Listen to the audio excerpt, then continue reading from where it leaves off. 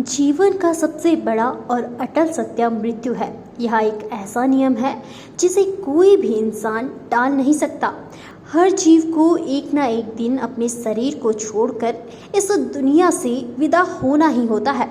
मृत्यु केवल एक शारीरिक घटना नहीं है, बल्कि यह आत्मा के एक अनूठे और रहस्यमय सफर की शुरुआत भी है।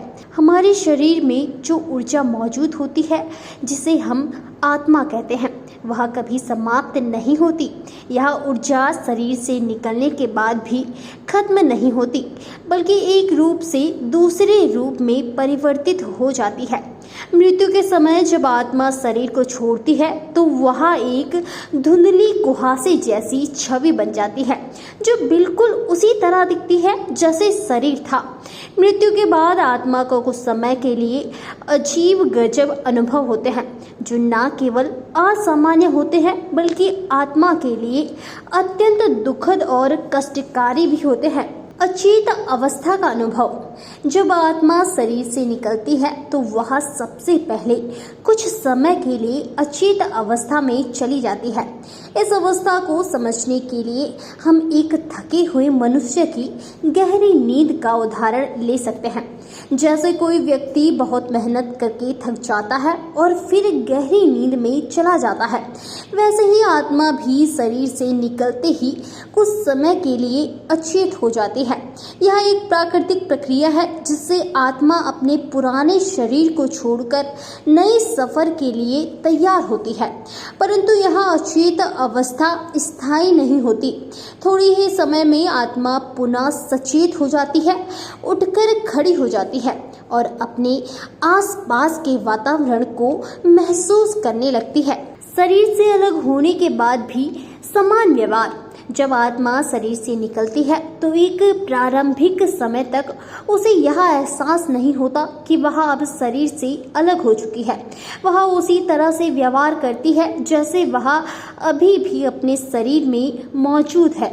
आत्मा अपने पूर्व व्यवहार को दोहराती है जैसे वह अपने घर में है या अपने रोजमर्रा के कामों में लगी हुई है। यह अवस्था आत्मा के मोह और माया से जुड़ी होती है।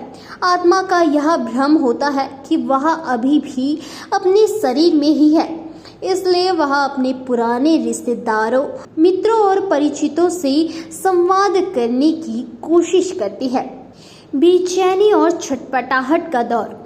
जैसे जैसे आत्मा सचेत होती है और समझ पाती है कि वह अब अपने शरीर से अलग हो चुकी है, तब उसकी बेचैनी और छटपटाहट शुरू हो जाती है। वह अपने सगे संबंधियों को पुकारती है, उनसे बातें करना चाहती है, पर उसकी आवाज़ कोई सुन नहीं पाता। यह बेचैनी आत्मा के लिए अत्यंत कष्टदायक होती है, क्योंकि आत्मा की आवाज़ भौतिक नहीं होती, बल्कि यह एक अभौतिक ध्वनि होती है जिसे मनुष्य नहीं सुन सकता।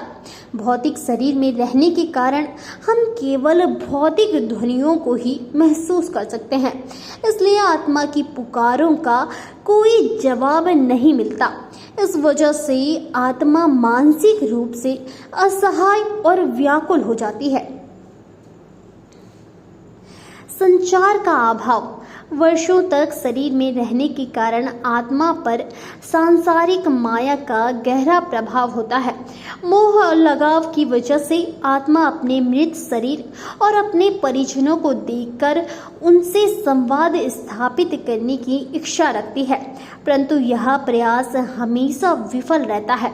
भौतिक और आध्यात्मिक दुनिया के बीच की खाई इतनी गहरी होती है कि आत्मा और जीवित लोगों के बीच कोई सीधा संपर्क संभव नहीं होता।